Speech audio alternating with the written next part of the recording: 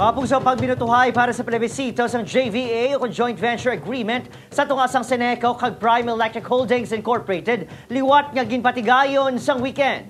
Talulupang do naman nga madamo sa mga nagabot para magboto ang mga proxy voters. Nakatutok, Irene Pedreso.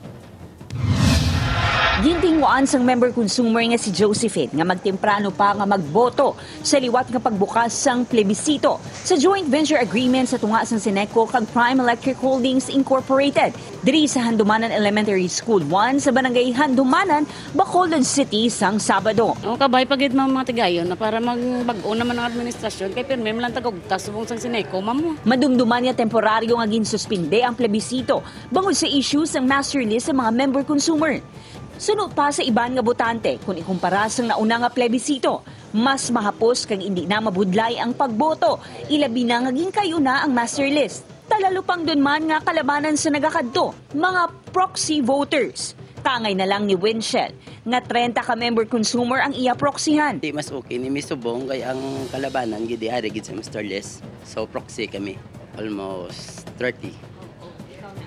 Ako ni ma-proxy. Kaangay sa Handumanan, kalabanan sa mga botante diri sa Imelia J. Garcia Elementary School sa Barangay Alihis ang mga proxy voters man apang paathag sang Seneco.